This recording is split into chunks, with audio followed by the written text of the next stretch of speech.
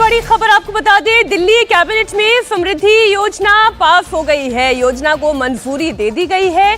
Delhi cabinet में समृद्धि योजना को पास कर दिया गया है। आपको बता दें ये पहले से तय था, ऐसा होना है, बस कैबिनेट के बैठक का इंतजार हो रहा था। तारीख भी तय थी, भले विपक्षी दल बार बार ये बोल रहा था कि तारीख कब बताएंगे, इतने दिन हो गए, सरकार बने, शपथ ग्रहण भी हो गया, फिर क्यों नहीं हो पा रहा है। हमारे सहयोगी भास्कर मिश्रा इस वक्त दिल्ली सचिवालय से लाइव जुड़े हुए हैं। समय जो आपने बताया था, ऐलान भी बस होने को ही होगा।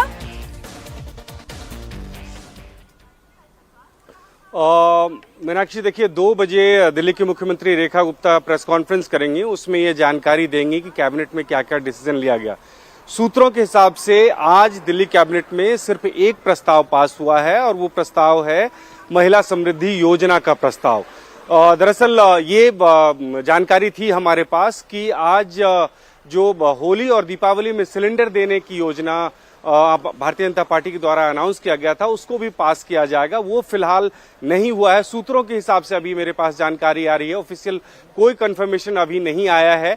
ऑफिशियल जानकारी 2 बजे दिल्ली के मुख्यमंत्री खुद देंगी, प्रेस कॉन्फ्रेंस करके देंगी कि कैबिनेट में आज क्या हुआ है। लेकिन इतना तय है कि सिर्फ एक एजेंडे पे मुहर लगी है और वो एजेंडा आज महिला समृद्धि योजना की है। तो महिला समृद्धि योजना को मंजूरी दे दी गई है। समृद्धि योजना का अर्थ ये है कि हर महीने दिल्ली की महिलाओं को, उसके लिए हालांकि पूरा एक खाका भी है कि किन महिलाओं को दिया जाएगा, किन्हें नहीं दिया जाएगा। वो जो भी रूपरेखा तैयार की गई है वो लगातार सुबह से आप इंडिया टीवी पर देख ही रहे हैं। लेकिन इंतजार किया जा रहा था कि ऐलान कब होगा।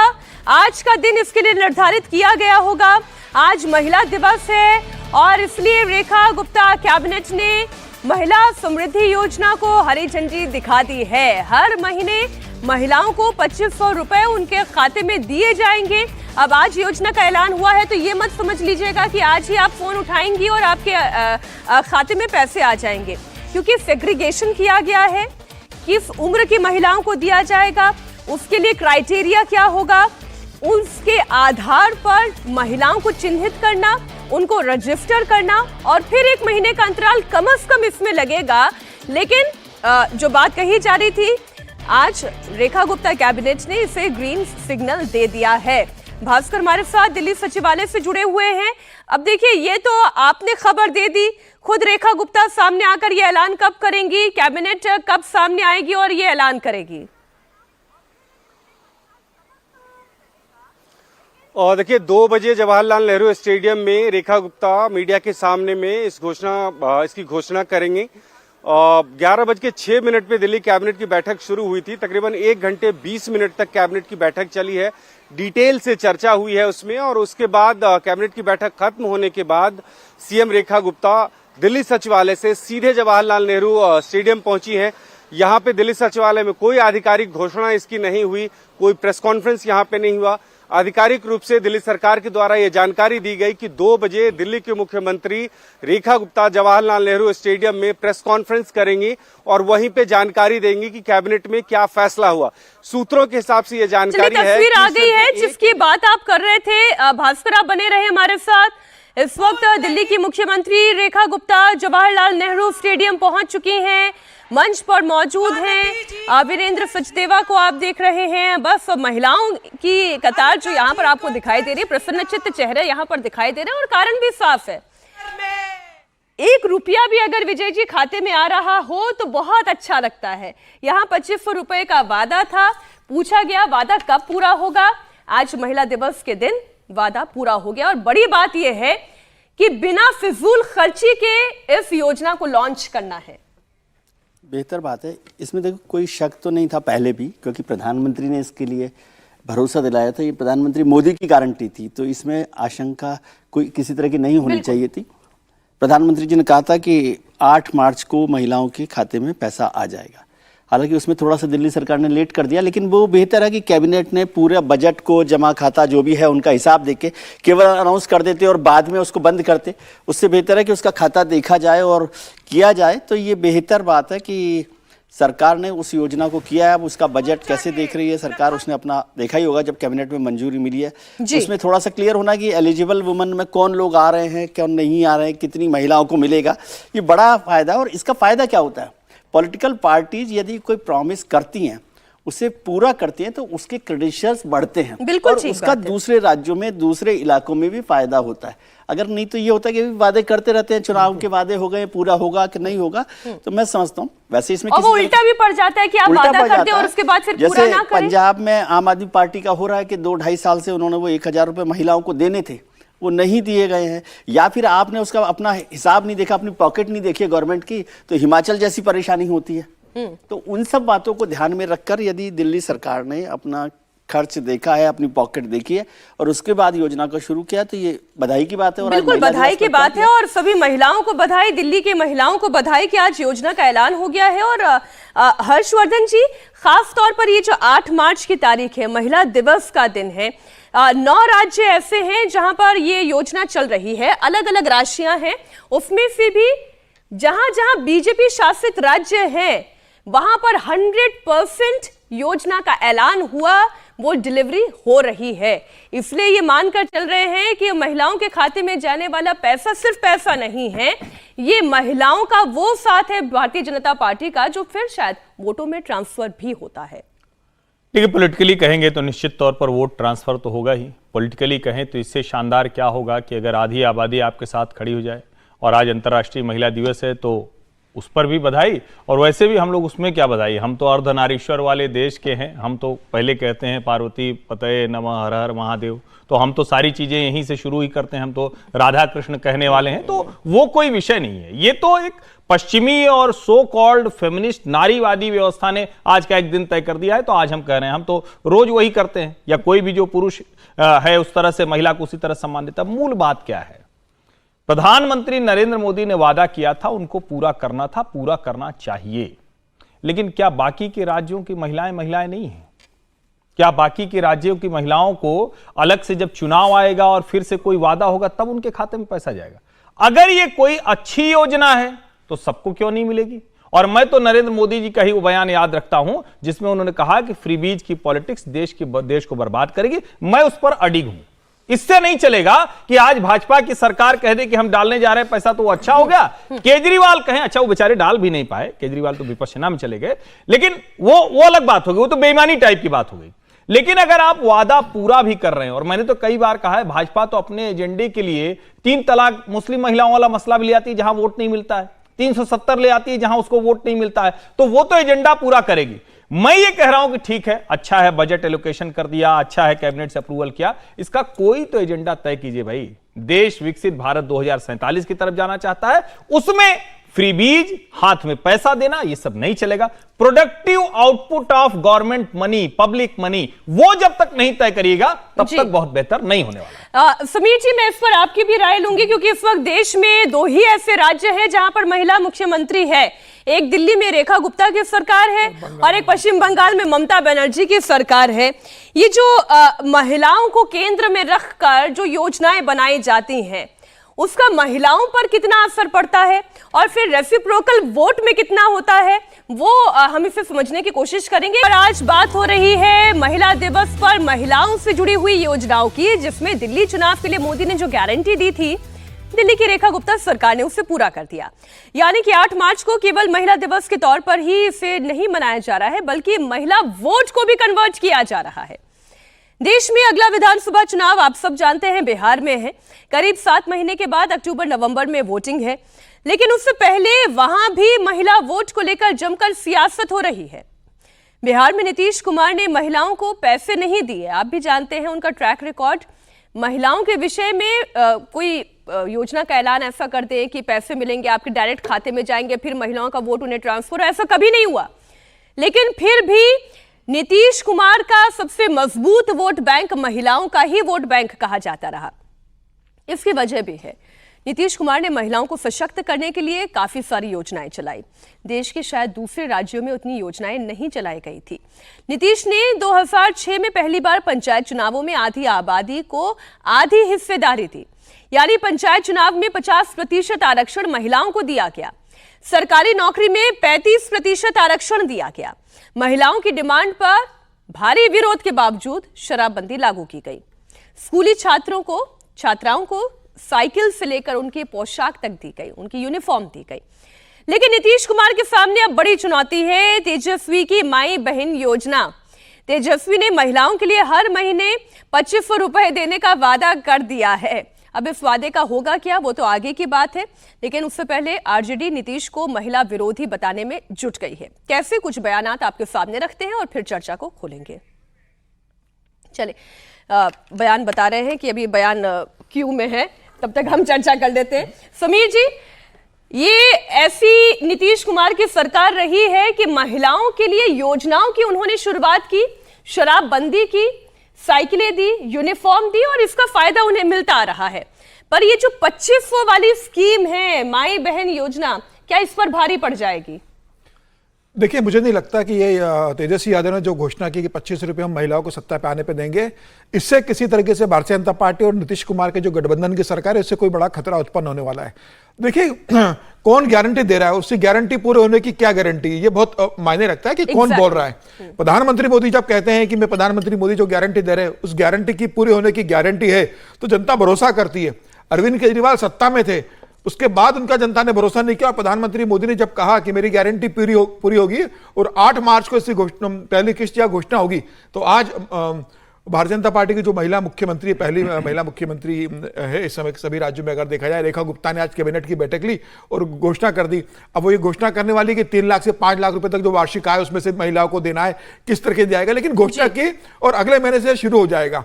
क्या इसके पहले लालू प्रसाद यादव ने जितनी घोषणाएं की थी कि नीतीश कुमार महिलाओं में सबसे लोकप्रिय, और देखिए अभी जो बजट आया था केंद्र सरकार का, निर्मला सीतारमण जो बजट पेश किया था, उसमें वैसे भी 12 लाख तक का करमुक्त घोषणा प्रधानमंत्री मोदी ने वित्त मंत्री के माध्यम से करवाई थी। तो उसका फायदा बिहार की महिलाओं को भी तो मिलेगा जो नौकरी पेशा है। सिर्फ 2500 रुपए के लिए महिलाएं जंगल राज की तरफ नहीं देखेंगी, महिलाएं अपनी सुरक्षा पहले देखती है। सिर्फ 2500 रुपए के लिए महिला ये नहीं देखेंगी कि लालू के 15 साल में किस तरीके से आतंक था, किस तरीके से अपहरण था, किस तरीके से महिलाओं के साथ अत्याचार होते थे। नीतीश कुमार ने कोई महिलाओं के लिए घोषणा बड़ी नहीं की, लेकिन नीतीश कुमार ने महिलाओं के लिए शराबबंदी, जो कोई करने की हिम्मत नहीं कर रहा था, एक बड़ी घोषणा लेकर आए। बेटियों के लिए वो साइकिल की घोषणा करते हैं और तमाम तरीके वो योजनाएं महिलाओं को लेकर आ रहे हैं। मुझे लग रहा है कि जो आपने ये बात कही ना कि ये भी देखती है जनता कि किसकी गारंटी के पूरे होने की गारंटी, और मैं उसी विषय को लेकर विजय जी आपके पास आती हूँ।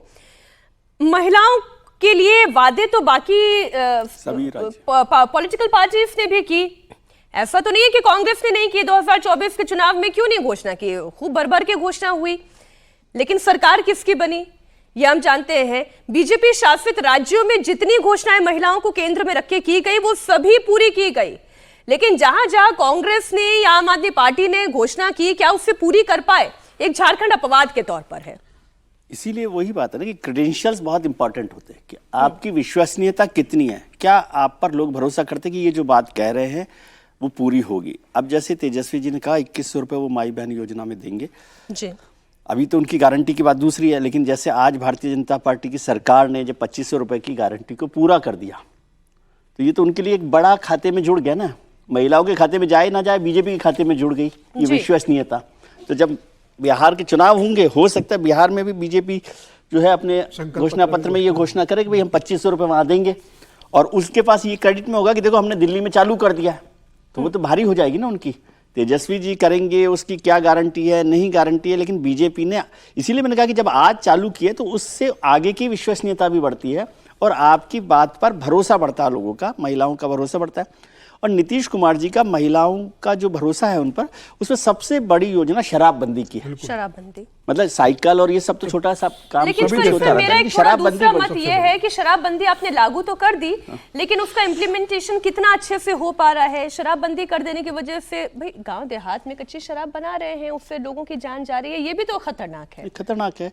मुझे एक कानून बताइए मीनाक्षी जी, देश में बहुत सारे कानून है, आप धाराएं पढ़ती होंगी, भारतीय न्याय संहिता में, दंड संहिता में, जो 100% लागू हो रही है। क्या बलात्कार पर जो सख्त कानून बनाया हमने, उसके बाद बलात्कार रुक गए? होना चाहिए। नहीं, बलात्कार रुक गए, बिल्कुल ठीक बात है। पॉक्सो के जो मामले हैं वो रुक गए। वो इसलिए बनाए जाते हैं कि उसका एक डेटरेंट इफेक्ट हो। शराबबंदी का 100% नहीं हो रहा होगा, 80% भी नहीं कर रहा, 50% तो फर्क होगा ना। और उन महिलाओं के लिए जो गरीब हैं, उन महिलाओं के लिए जिनके यहाँ पर जीवन में वो मजदूर आदमी वहीं पर फैक्ट्री से आता था और पैसा लाता ही नहीं था, यदि वो मान लो 30 में से 15 दिन भी उस पैसे को बचा रहा है तो वो एक बड़ा फर्क होता है। 100% किसी भी चीज को लागू करने ऐसा लॉजिक है जिससे आप किसी भी योजना पर कोई भी बात कर सकते हैं। बिल्कुल ठीक किसी भी बात को आप करें, धर्मनिरपेक्षता की बात हो, समाज की बात हो, अपराध की बात है, महिलाओं की बराबरी की बात हो, कानूनों की बात हो, पुलिस थानों की बात हो, क्या 100% सब कुछ हो रहा है? वो सब इसलिए होते हैं कि उसका कोई फायदा तो हो। शराबबंदी नीतीश के लिए बहुत बड़ी, और क्यों और राज्यों में नहीं चल रहा? अभी ये सारा मसला बड़ा है तो महिलाओं को, और हम लोग नहीं समझते, जिन महिलाओं के घरों में, जिन परिवारों में केवल एक आदमी कमाता है और वो सारी कमाई शराब में खर्च कर देता है। मीनाक्षी जी, शराबबंदी को लेकर मध्य प्रदेश में तो उमा भारती ने शराब की दुकान पे पत्थर फेंका था। उमा भारती ने तो मतलब उसका बहुत, और आप सोचिए शराबबंदी का उलट देखिए कि दिल्ली में सरकार ने शराब बेचने का डबल काम किया तो वो सरकार विदा हो गई। ये एक और जो अभी थोड़ी देर पहले एक लॉन्ग टर्म शब्द समीर जी ने इस्तेमाल किया था कि जो ये जो 2500 रुपए खाते में दे देना, 2100 रुपए, 1500 रुपए, 1200 रुपए खाते में दे देना, ये तो एक शॉर्ट टर्म है। लेकिन जो प्रधानमंत्री नरेंद्र मोदी अभी लखपति दीदी योजना के तहत कर रहे हैं वो लॉन्ग टर्म मैं देख रही हूं, जो महिलाओं को वाकई में स्वरोजगार की तरफ आगे लेकर जा रहा है, और केवल अपने लिए रोजगार नहीं बल्कि अपनी जैसी और बहुत सारे महिलाओं को सबल बनाने की कोशिश की तरफ एक कदम है। ये लॉन्ग टर्म है। देखिए, प्रधानमंत्री नरेंद्र मोदी को ये बहुत अच्छे से पता है और वो भी इस तरह की नीतियों के पक्ष में नहीं है। और मैं ये कह रहा हूं तो आज कोई सुनेगा कि अभी तो 8 तारीख है, अभी तो खाते में जाने की बात है, और मैं कह रहा हूं कि नहीं है, पक्ष में नहीं है। मैं क्यों कह रहा हूं? गुजरात के मुख्यमंत्री के तौर पर प्रधानमंत्री नरेंद्र मोदी जो आज हैं, मुख्यमंत्री नरेंद्र मोदी ने कोई योजना क्यों नहीं लागू की? क्यों महिलाओं के खाते में पैसा नहीं दिया? गुजरात तो ज्यादा समृद्ध राज्य भी है, उनके पास खाते में पैसे ज्यादा थे, खजाने में, सरकारी खजाने में। उन्होंने क्या किया? वीमेन एम्पावरमेंट की स्कीम्स लेकर आए। वो जो आज बेटी बचाओ बेटी पढ़ाओ यहां चल रहा है, मुख्यमंत्री के तौर पर कैसे हर सत्र शुरू होने के पहले बच्चियों की, जो लड़कियां हैं उनकी साक्षरता दर बढ़े, उनका एनरोलमेंट बढ़े, वो पहुंचे कॉलेजों में, विद्यालयों में, इसका काम उन्होंने किया। उन्होंने उस एम्पावरमेंट को ही आज जो लखपति दीदी है, जो अलग अलग क्षेत्रों में, आदिवासी इलाके हैं, अनुसूचित जाति हैं, जनजाति हैं, ओबीसी हैं, इन समाज की महिलाओं को स्वयं सहायता समूह के माध्यम से 2014 के बाद से सबसे बड़ा फोकस उसी पर हुआ। जिस एफपीओ की बात हम करते हैं कि खेती किसानी में महिलाओं की भागीदारी होती है, उसमें उन्होंने शामिल किया। जो स्थानीय कारोबार को बढ़ावा दिया जाता है, जिसको हम एस्पिरेशनल डिस्ट्रिक्ट के तौर पर देखते हैं, उसमें भी महिलाएं सबसे आगे। वो है लॉन्ग टर्म, वो विकसित भारत के सपने को आगे लेकर, जिसको हम कहें कि वो सपना हकीकत में बदलेगा। ये राजनीतिक दबाव है, उस राजनीतिक दबाव को पूरा करना है, क्योंकि एक व्यक्ति बैठा हुआ है, कुछ राजनीति करने वाले लोग बैठे हुए हैं, और भाजपा ने खुद भी वो स्पेस दिया है। मुझे लगता है अभी तो आपको वादा पूरा करना चाहिए, लेकिन विकास के तौर पर, ठोस योजनाओं के तौर पर इतना करिए कि लोग कहें कि भैया हमको ये रेवड़ी ये नहीं चाहिए, हमें असल विकास चाहिए। एक लाइन में जोड़ देता हूँ कि फ्रीबीज को हम लोग सपोर्ट नहीं करते, हम लोग लगातार इस पर चर्चा करते हैं, खुद प्रधानमंत्री भी इस पर करते रहे, लेकिन एक तो वादा किया आपने तो उसको आपको पूरा ही करना चाहिए। लेकिन क्या है कि ये 2500 रुपए हमें बहुत आंखों में चुभते हैं, महिलाओं को या मजदूरों को कोई 1000 रुपए दे रहे हैं वो चुभते हैं। लेकिन जब एनपीए में 16 लाख करोड़ रुपए जाते हैं ना, उसकी हम चर्चा नहीं करते।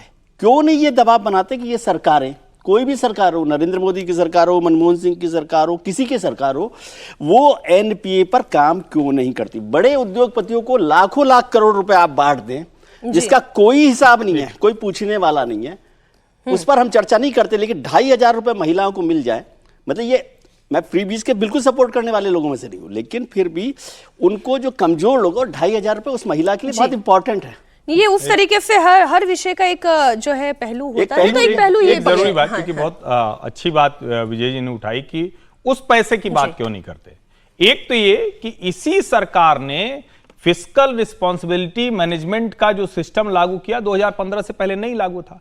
इसी सरकार ने आरबीआई के निर्देश पर जो बड़े लोन हैं उनकी 3 महीने की मॉनिटरिंग, 3 किस्त के बाद वो अगर गायब हो रहा है तो एनपीए होने से पहले जो होता है उस पर पकड़ना। इसी सरकार में, और जो अभी लेटेस्ट डेटा है वो मेरे ध्यान में वो आंकड़ा है, 2.4% रह गया है जो एनपीए, जो अब तक का हाल के करीब 1.5-2 दशक का रिकॉर्ड कमी है। और पिछले कुछ समय में यूपीए के समय में पैसे दिए गए, रघुराम राजन आरबीआई गवर्नर थे, बाद में वो सारी बातें बताते हैं। बिल्कुल किसी का भी पैसा लेके भाग जाना वो ठीक नहीं है, लेकिन वहां कोई पैसा देता नहीं है कि लेके भाग जाओ। भाग गए तो कार्रवाई करना है, ये जरूरी है। चलिए, बात महिला दिवस से शुरू हुई थी, वो एनपीए तक पहुंच गई। इंपॉर्टेंट ये है कि महिलाओं को इतना सशक्त बना दिया जाए, फिर वो इस विश्व में कहीं पर भी हो, वो इतनी सबल हो, इतनी सशक्त हो कि उन्हें इन फ्री बीफ के सहारे अपना घर चलाने या अपना भविष्य सुधारने के लिए आश्रित ना रहना पड़े। दिल्ली में रेखा गुप्ता कैबिनेट ने महिला समृद्धि योजना पास कर दी। इस वक्त मुख्यमंत्री जवाहरलाल नेहरू स्टेडियम में आयोजित कार्यक्रम में अपना संबोधन दे रही हैं। आप सुनिए। नहीं भाई, मेरे परिवार में तो ऐसा माहौल नहीं है, मेरी बिटिया भी बहुत छोटी है, मैं कैसे काम करूंगी। ये भारतीय जनता पार्टी ही है जो उस लड़की को घर से निकाल करके लाई और समाज के काम में जोड़ा और संगठन में दायित्व दिया। प्रदेश मंत्री, फिर राष्ट्रीय मंत्री युवा मोर्चा, फिर महिला मोर्चा, फिर जिले की मेन पार्टी की अध्यक्ष रही, फिर प्रांत की महामंत्री, फिर महिला मोर्चा, न जाने कितने ही दायित्वों पे मैंने इस 30 साल में काम किया। उतार चढ़ाव भी बहुत आए, पर मैंने ये जाना कि इससे बेहतर एक महिला को मंच और संगठन नहीं मिल सकता जो भारतीय जनता पार्टी हमें देती है।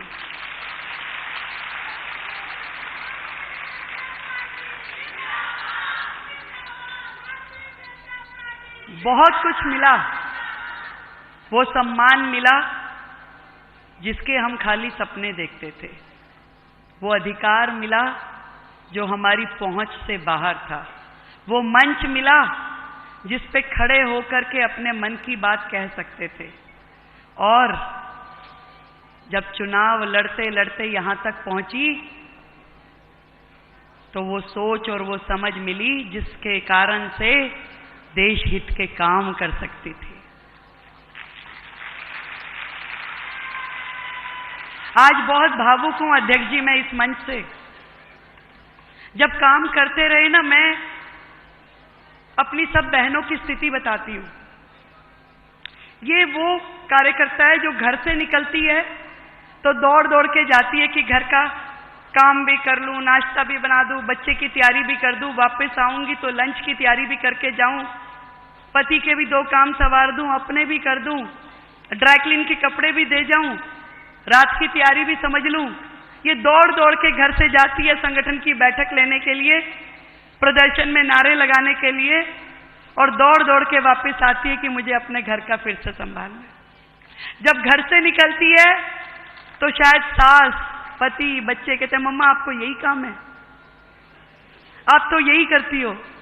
वो उनकी भी सुनती है, और जब दौड़ के संगठन में आती है तो वहां कहते देखो आप लेट हो गई, आप संख्या नहीं लाई हो, आप 2 ही बसें बहनों की आई हैं, भाई बाकी लोग कहाँ हैं? इतना ही काम किया, उससे ज्यादा करना था। तो ये वहां भी सुनती है। और फिर जब चुनाव का टाइम आता था तो पता चलता था टिकट किसी और को मिल गई।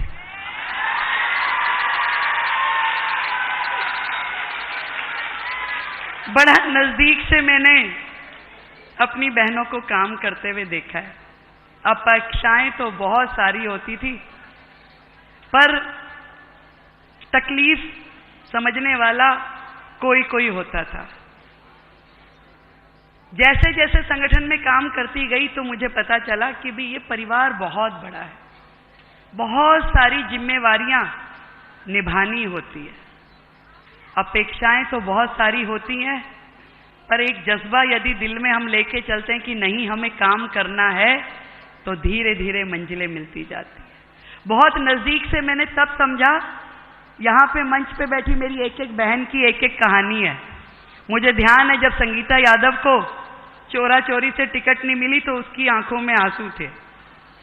राष्ट्रीय अध्यक्ष जी को बोला कि मैं तो विधायक थी, मुझे टिकट नहीं मिली, गठबंधन में सीट चली गई। तो मैंने देखा कि कैसे पार्टी ने उनकी चिंता करी और उनको राज्यसभा दे दी, विधायक से हटा के राज्यसभा दे दी।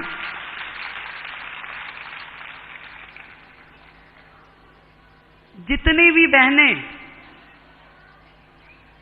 मुझे माया निरोलिया जी का याद आता है, हमारी मध्य प्रदेश की महिला मोर्चा की अध्यक्ष थी, टिकट की पहली दावेदार थी, नहीं मिल पाई कैलकुलेशंस में, उसको बड़ा बुरा लगा, पर पार्टी ने चिंता करी, उनको भी संसद के सदन तक पहुंचाया। हमारी यूपी की अध्यक्षा रही और जब उनको टिकट नहीं मिली तो उनको भी इसी तरीके से आगे बढ़ाया। एक एक बहन का अपना एक वो है, दायित्व देना, पद देना, कोई एमएलए बनी, कोई निगम पार्षद बनी, कोई सरपंच बनी, कोई सांसद बनी, कोई राज्यसभा से जुड़ी और अब कोई मुख्यमंत्री भी बना दी।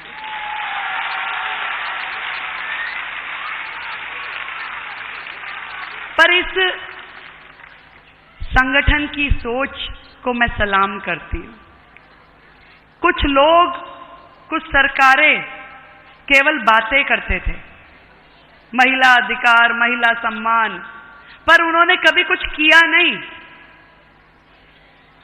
कभी महिला, मैंने वो भी समय देखा है जब आदरणीय इंदिरा गांधी जी प्रधानमंत्री होती थी, परंतु उनकी कैबिनेट में किसी दूसरी महिला का स्थान नहीं था। उनकी पार्टी में कोई महिला कभी उभर नहीं पाई। बाकी संगठनों में भी ये जो आम आदमी पार्टी सरकार के लोग कहते हैं, इन्होंने अपनी ही सांसद को घर बुला के उसका अपमान किया, उसके साथ बुरा व्यवहार किया, और न जाने ऐसे कितने ही किस्से हैं जो अलग अलग संगठनों के हमने सुने हैं। पर एकमात्र संगठन, एकमात्र पार्टी मैंने देखी जो कहा, जो सोचा वो करके दिखाया, ना केवल वुमेन लेड डेवलपमेंट की बात करी, बल्कि वुमेन लेड गवर्नमेंट के वाक्य को यथार्थ में परिवर्तित किया। और वो भी केवल सिंबॉलिक नहीं, क्योंकि पहले तो महिलाओं के लिए 4 ही काम सही समझे जाते थे, या तो स्वागत करा लो, तिलक लगा दो, दूसरा रजिस्ट्रेशन करा दो, रंगोली बना लो, नहीं, इससे ज्यादा काम के लायक महिलाओं को समझा नहीं जाता था। पर आज हमारा नेतृत्व, हमारी पार्टी ने वो कर दिखाया कि सिंबॉलिक नहीं, आज देश का बजट यदि निर्मला सीतारमण पढ़ेगी तो दिल्ली का बजट रेखा गुप्ता पढ़ेगी। ये देन है हमारे मोदी जी की, जो केवल कहते नहीं है, करके दिखाते हैं। यदि उन्होंने बेटी के सम्मान की बात की है तो उन्होंने दे के दिखाया, उसे सम्मान सिंबॉलिक नहीं किया, उसको असल में अधिकार दिए, उसे असल में मौका दिया कि जाओ और जा करके अपनी भूमिका निभाओ और इस समाज के लिए करके दिखाओ। मैं अपने आप को सौभाग्यशाली मानती हूं कि आज देश की आधी आबादी, उन बेटियों को, उन बहनों को रिप्रेजेंट करने का मुझे मौका मिला। और इतनी बड़ी जिम्मेदारी जो आदरणीय मोदी जी ने, आदरणीय नड्डा जी ने मुझे दी है, मैं आप सबके माध्यम से सब बहनों की ओर से उनका धन्यवाद करना चाहती हूं। और ये विश्वास दिलाती हूं कि आपने जो भरोसा हम बहनों के लिए किया, उस भरोसे को निभाएंगे हम। जो मेहनत, जो निष्ठा, जो समर्पण की अपेक्षा आपको हमसे है, वो करके दिखाएंगे हम।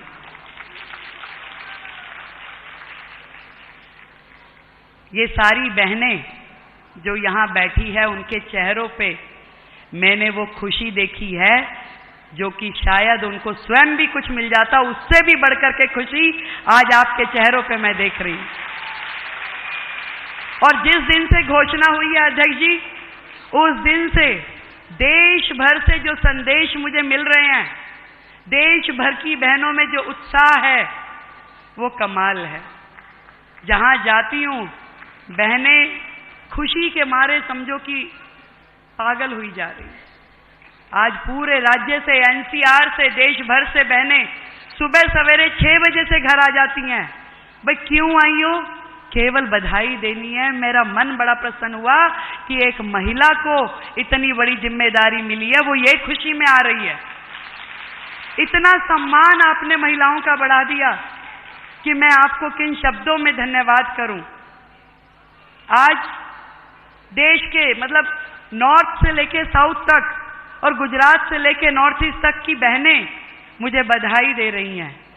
अत्यंत प्रसन्नता। किसी भी फील्ड की कोई बहन है, रिपोर्टर्स मिलती हैं तो वो कहती है भी मजा आ गया, नेता मिलती है तो वो कहती है बड़ी खुशी हुई, प्रोफेशनल्स मिलती है तो वो कहती है हमें बड़ा अच्छा लगा। इतना बड़ा निर्णय लेने का साहस यदि कोई कर सकता था तो वो केवल और केवल भारतीय जनता पार्टी का।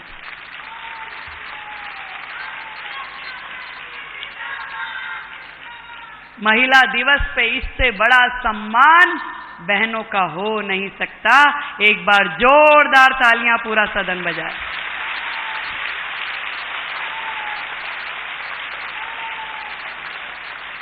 %33 रिजर्वेशन देने वाली बातें तो बहुत लोग करते थे, पर हमने वो सदन भी देखे हैं कि वो पर्चे वो लाते थे बिल और वहीं फाड़ दिए जाते थे और गायब हो जाते थे।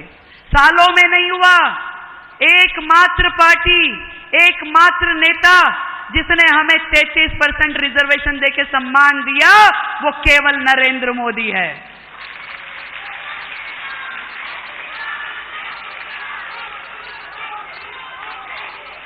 जिसने इस बात को समझा कि देश की तरक्की केवल एक वर्ग से नहीं होने वाली, देश की तरक्की बहनों की, महिलाओं की तरक्की से होकर गुजरने वाली है। मैं आज मुख्यमंत्री के नाते जब इस मंच पे खड़ी हूं तो मैं जरूर बताना चाहूंगी कि आदरणीय नरेंद्र मोदी जी जिस एजेंडा को बहनों के सम्मान में देश में चला रहे हैं, उसी तरीके से हम दिल्ली में भी अपनी बहनों को सशक्त करने के लिए उनके स्वास्थ्य की, उनकी शिक्षा की, उनकी सुरक्षा की और उनकी समृद्धि के लिए हर वो काम करने वाले हैं जिसका वायदा हमने किया है।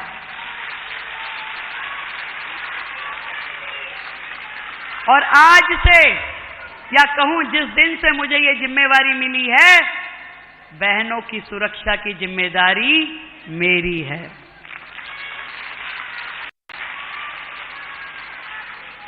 केंद्र सरकार के साथ डबल इंजन की सरकार के रूप में हर वो काम करने की प्लानिंग हो चुकी है जो कि दिल्ली को और अधिक सुरक्षित और अधिक समृद्ध बनाने वाली है। चाहे वो स्वास्थ्य की दिशा में हो, चाहे शिक्षा की दिशा में हो, या जो योजनाएं हमने कही है।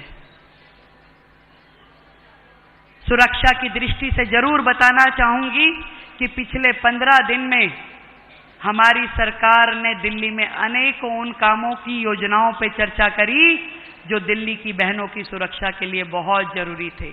उसमें चाहे सीसीटीवी कैमरों की संख्या बढ़ाने की बात थी, चाहे हमारी जो पीसीआर हैं उनको महिलाओं के साथ जोड़ते हुए महिला कांस्टेबल उसमें रहे, और पिंक पीसीआर और पिंक पुलिस स्टेशन की संख्या बढ़ाने के लिए दिल्ली में काम किया जाएगा।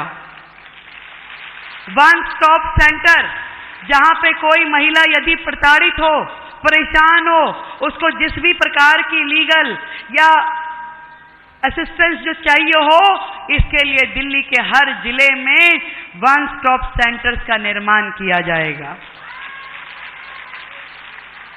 पब्लिक टॉयलेट, जिसके लिए मोदी जी ने देश भर में इतनी बड़ी मुहिम चलाई, पर दिल्ली उससे महरूम रही।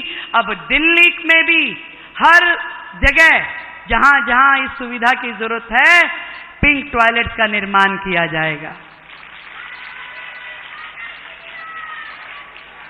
हर वो वादा जो हमने दिल्ली की बहनों से किया है उसे पूरा करेंगे, और उस वायदे का जिक्र मैं आपको करती रहूंगी। अब केवल क्योंकि हम राष्ट्रीय अध्यक्ष जी को भी सुनेंगे, मैं आप सबको धन्यवाद करते हुए अपनी सब बहनों का इतना प्यार, इतना स्नेह जो मुझे इस 30 वर्ष के अपने कार्यकाल में मिला, हमारे नेतृत्व का जो आशीर्वाद मिला, मेरी वानथी दीदी का जो मुझे साथ मिला।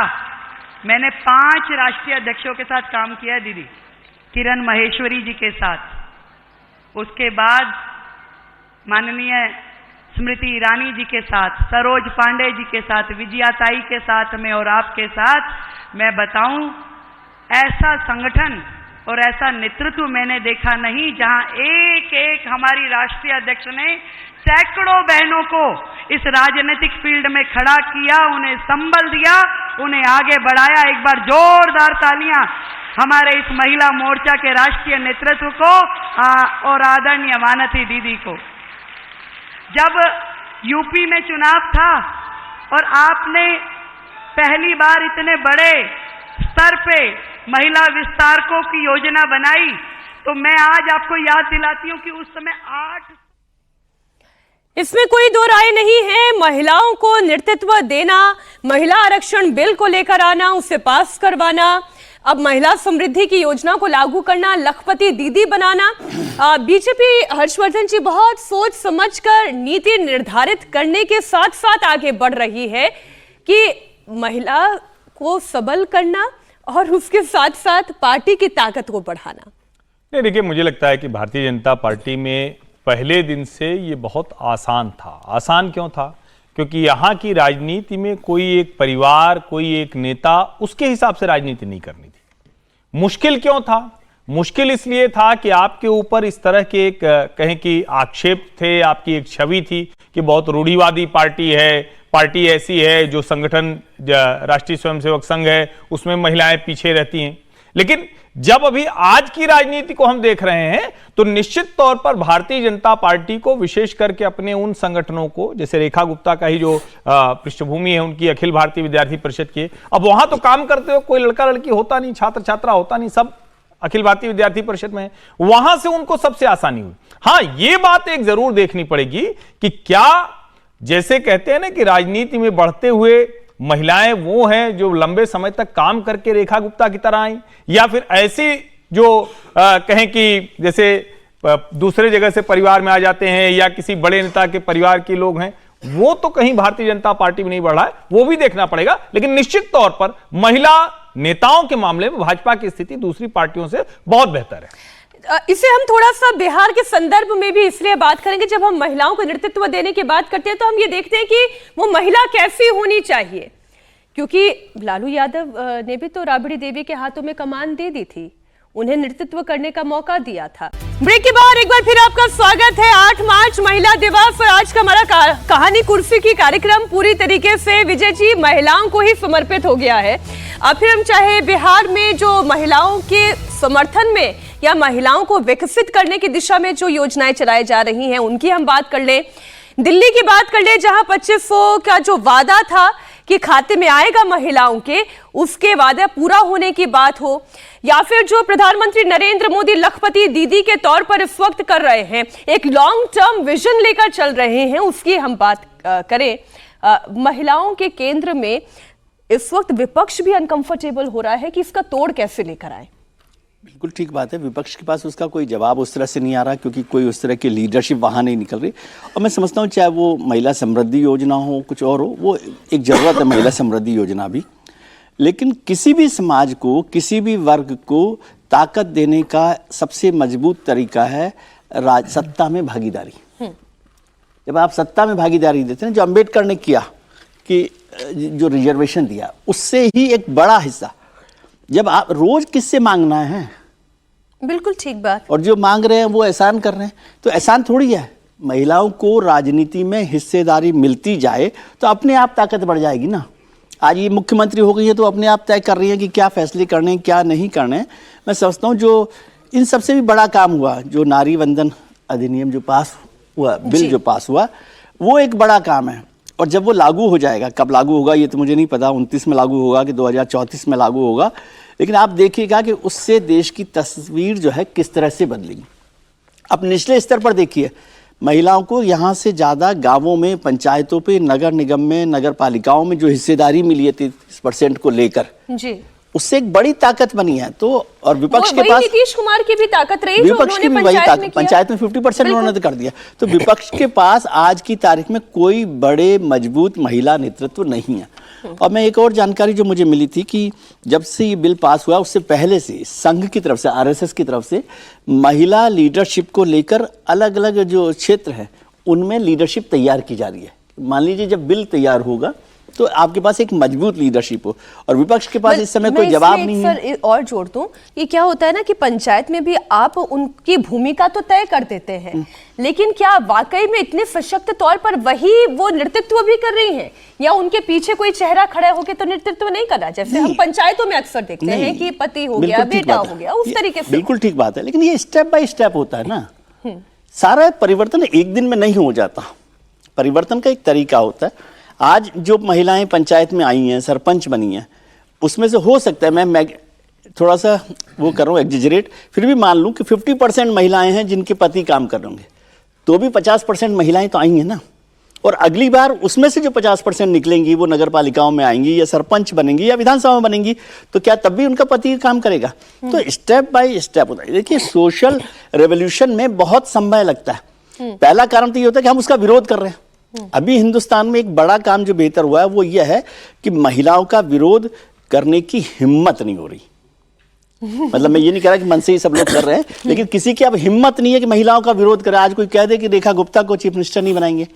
ये मोदी सरकार में तो एक जमाना था कि मतलब पहली बार इस देश में हुआ था कि जो पार्लियामेंट्री अफेयर कमेटी होती है, जो देश की सबसे बड़ी पीएससी होती है सरकार की, उसमें रक्षा मंत्री और वित्त मंत्री दोनों महिलाएं थी। बिल्कुल ठीक बात। तो इस तरह की ताकत अब विपक्ष को भी इस पर करना पड़ेगा। लेकिन भारतीय जनता पार्टी ये कहे कि रेखा गुप्ता को बना के उन्होंने महिलाओं को बहुत बड़ी ताकत दे दी है, तो भाई साहब आपकी 21 सरकारें राज्यों में, 21 राज्यों में एक महिला मुख्यमंत्री क्या हिस्सा है मुझे बता दो।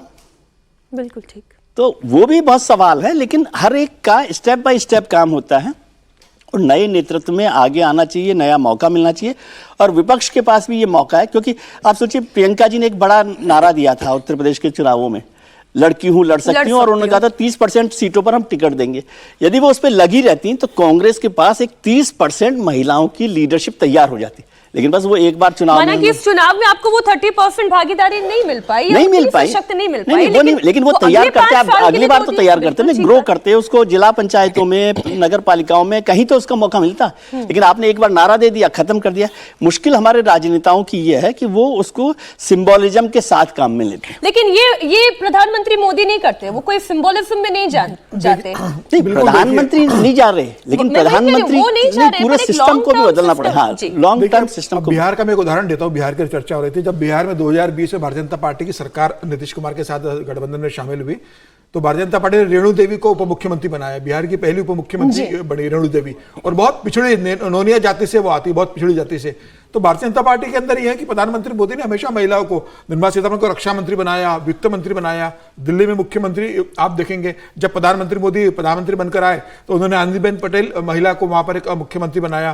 फिर जब प्रधानमंत्री बने तो आप देखिए स्पीकर देखिए सुमित्रा महाजन को उन्होंने 2014 में महिला को बनाया। उसके बाद देश के राष्ट्रपति आप अगर देखेंगे तो आदिवासी समुदाय से द्रौपदी मुर्मू को उन्होंने बनाया। तो प्रधानमंत्री मोदी लगातार महिलाओं को सशक्तिकरण करने का काम करते हैं। आप देखो गांव-गांव में ड्रोन दीदी का जो उन्होंने योजना शुरू की कि महिलाएं ड्रोन उड़ाए, महिलाएं पायलट बने, ड्रोन पायलट के रूप में पहचानी जाए, उनको लोन देने का काम किया।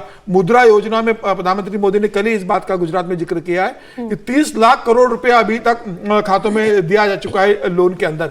तो महिला सशक्तिकरण के लिए प्रधानमंत्री मोदी ने हर स्तर पर काम किया है, चाहे वो पंचायत स्तर पर हो, चाहे जिला स्तर पर हो, चाहे राष्ट्रीय स्तर पर, और पार्टी संगठन के अंदर भी 33% आरक्षण पदाधिकारियों और महिलाओं को देना। इस तरीके से जो योजना है प्रधानमंत्री मोदी ने महिलाओं को लेकर के, मुझे लग रहा है भारतीय जनता पार्टी के अंदर पहले से भी था। अगर आप देखेंगे तो सुषमा स्वराज 97-98 में मुख्यमंत्री बनती है, फिर उमा भारती को मध्य प्रदेश का मुख्यमंत्री 2003 में बनाया जाता है। उसी समय राजस्थान में वसुंधरा राजे मुख्यमंत्री बनती है। तो महिलाओं को भारतीय जनता पार्टी में हमेशा संगठन में हो, सरकार में हो, उचित प्रतिनिधित्व देने की कोशिश भारतीय संगठन ने की है, और प्रधानमंत्री मोदी ने 2014 के बाद उसे गति दी है, चाहे सरकार की योजनाओं का लाभ महिलाओं को मिलना हो या संगठन को मिलना हो। पहले कह रही थी हर्षवर्धन जी कि महिलाओं को नेतृत्व मिलना वो अच्छी बात है, लेकिन आप कैसी महिलाओं को नेतृत्व देना चाहते हैं, इसमें भी तो हमें सोचना होगा। एक महिला का नेतृत्व वो है जो हम रेखा गुप्ता के तौर पर देख रहे हैं, और एक जो बिहार में करने की कोशिश हुई जिसमें परिवारवाद हावी दिखाई देता है। नहीं देखिए, ये जनता ये समझती है इसको तो बिल्कुल ये करना पड़ेगा। किसी नेता की पत्नी, किसी अधिकारी की पत्नी, किसी कारोबारी की पत्नी, वो प्रतिनिधित्व तो नहीं है। रेखा गुप्ता बिल्कुल अपनी ताकत से बनकर आई हैं, लेकिन राबड़ी देवी जी ऐसा प्रतिनिधित्व नहीं थी।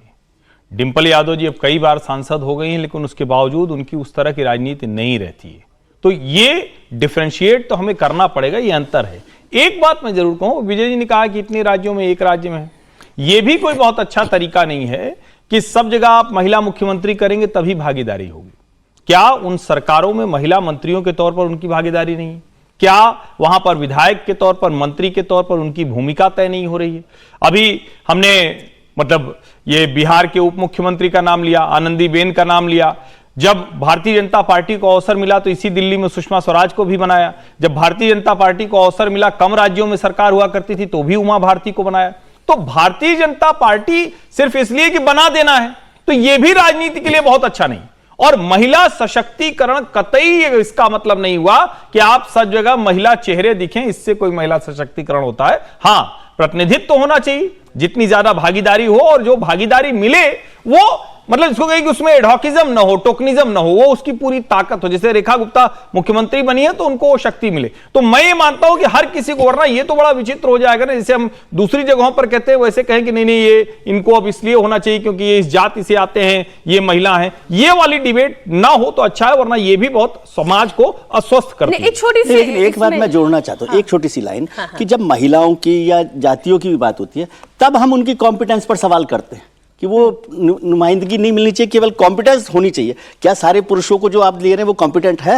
ये सवाल कभी करते हैं आप? हाँ बिल्कुल नहीं करते। करना चाहिए, है ना, करना चाहिए। और मैं कह रहा हूं कि बीजेपी के पास अभी एक बड़ा मौका और एक चैलेंज है। 45 साल हो गए भारतीय जनता पार्टी को, वो एक राष्ट्रीय अध्यक्ष तलाश कर रहे हैं। मैं समझता हूँ यदि टोकनिज्म भी है, एक चेहरा बदलना है, तो उसे महिला अध्यक्ष के बारे में विचार करना चाहिए। नहीं, हमने इस पर चर्चा की थी। मुझे लग रहा है कि मैं खुद ही उस दिन होस्ट थी और हमने इस पर चर्चा की थी कि उत्तर भारत से अगर कोई चेहरा होता है तो वसुंधरा राजे का वो एक चेहरा हो सकता है। वो पार्टी को तय करना है, हम तो नहीं तय करना है कि वो पार्टी को तय करना है कि क्या। मुझे लगता है कि आपने दोनों जो नाम ले लिया ना, चूंकि अब मैं महिला विरोधी न हो जाऊं, महिला अध्यक्ष होना चाहिए बिल्कुल, लेकिन जो दोनों नाम लिया इनमें से दोनों दूर दूर तक नहीं होंगी। तो आप बता दीजिए। नहीं, अब मुझे थोड़ी न पता है भाजपा के बारे में, इतना नहीं। सुधा यादव ये दो नहीं तो फिर तीसरा नाम कौन सा हो सकता है वो बता दीजिए। नहीं, नाम की बात मैं नहीं कर रहे, हम लोग नाम की चर्चा नहीं कर रहे, ये तो पार्टी को तय करना है। लेकिन अच्छा है, प्रतिनिधित्व की बात कोई है, महिला अच्छा। राष्ट्रीय अध्यक्ष हो तो निश्चित तौर पर ये एक बीजेपी के लिए अच्छा होगा। उनकी जो, जिसको हम कहते हैं ना कि आज इसको यूं भी तो देख सकते हैं ना कि अगर राष्ट्रीय स्वयंसेवक संघ का शताब्दी वर्ष है, अगर विकसित भारत पर नरेंद्र मोदी इस तरह की बात करते हैं, हर स्कीम महिला सेंट्रिक होती है, हम कह रहे हैं कि भाजपा ने इतनी महिलाओं को आगे बढ़ाया है, तो ये तो सबसे उचित समय है और सचमुच होना चाहिए। क्यों नहीं महिला राष्ट्रीय अध्यक्ष हो सकती है? होना ही चाहिए। नहीं, ये थोड़ी सी हम इस पर विजय जी विपक्ष की भी बात कर लेते हैं। ऐसा नहीं है कि विपक्ष के पास मौका नहीं है कि योजनाओं का वो ऐलान कर दे, या विपक्ष के पास ये मौका नहीं है कि वो अपने आप को साबित कर दे कि हम भी महिलाओं के हितैषी हैं। नहीं, कांग्रेस भी महिला अध्यक्ष बना सकती है प्रियंका गांधी को। सोनिया गांधी लंबे समय तक थी, सबसे लंबे समय तक कांग्रेस अध्यक्ष रही है, लेकिन फिर उसमें ये आ जाता है ना कि वो परिवारवाद है। नहीं, बात वो तो पहले ही हो गई। परिवारवाद पर तो हम अलग से चर्चा कर रहे हैं ना। वो सोनिया जी हो, प्रियंका जी हो, राबड़ी देवी हो, वो परिवारवाद पर हम चर्चा ही नहीं कर रहे। भारतीय जनता पार्टी परिवारवाद की तरह से मोटे तौर पर नहीं चलती। मोटे तौर पर कह रहा हूं मैं, उसको 100% नहीं कर रहा, लेकिन उसके पास एक मौका है जवाब देने के लिए भी। और जैसे अभी संघ के 100 साल की चर्चा हुई, तो ये एक बड़ा मौका है चैलेंज के तौर पे भी कि वो एक राष्ट्रीय अध्यक्ष लेकर आए। और पार्टी विपक्ष ये क्यों नहीं कर पा रहा? मैं अध्यक्ष बनाने की या सीएम फेस करने की, आपके पास बहुत सारे सवाल हैं कि क्या क्या नहीं कर पा रहे वो। अभी तो महिलाएं उनके साथ क्यों नहीं एसोसिएट हो पा रही हैं? लेकिन परिवारवाद के बाहर देख नहीं पाते। वोट बैंक के तौर पे कह रही हूँ, वोट बैंक के तौर पर। और आप देखिए, विपक्ष में ममता बनर्जी जितनी ताकतवर मुख्यमंत्री तो देश में कोई दूसरी मुख्यमंत्री नहीं है ना ताकतवर। लेकिन हम उस चैलेंज को उस तरह से स्वीकार नहीं कर रहे। जैसे कांग्रेस के पास भी मौका था हिमाचल में करने के लिए, कि हिमाचल में वहां पर प्रतिभा सिंह को लेकर बड़ी बात हुई थी, उस पर भी चर्चा कर सकते थे। तो ये सबके पास मौका होता है कि किस तरह से करें। और जो ज्यादातर क्षेत्रीय पार्टियां ना, वो तो परिवारवाद से आगे निकल ही नहीं रही हैं, तो उनको अभी आप नहीं समझ सकते कि कैसे वो जाएंगी। अब मायावती जी हैं, मायावती जी क्या कर रही हैं? वो महिला नेतृत्व को देख रही है, लेकिन क्या वो उस तरह से काम कर रही हैं? इसलिए भारतीय जनता पार्टी एक रोल मॉडल के तौर पर भी निकल कर आ सकती है। मैं कोई चैलेंज नहीं कर रहा, मैं कह रहा हूं उनके पास एक अच्छा मौका है कि वो इसको दिशा दे सकते हैं और आगे बात करने के लिए भी उनके पास ताकत होती है। देखिए, एक ताकत जो महिलाओं को मिल रही है, महिलाओं की वो ताकत बीजेपी की ताकत को बढ़ा रही है और वो तो प्रत्यक्ष रूप पर दिखाई दे रहा है। पिछले जितने चुनावों की हम बात करें उस पर हम लगातार चर्चा करते आए हैं। आज कहानी कुर्सी के में इतना ही। बहुत शुक्रिया हर्षवर्धन जी, विजय जी, समीर जी हमारे साथ जुड़ने के लिए, चर्चा के लिए।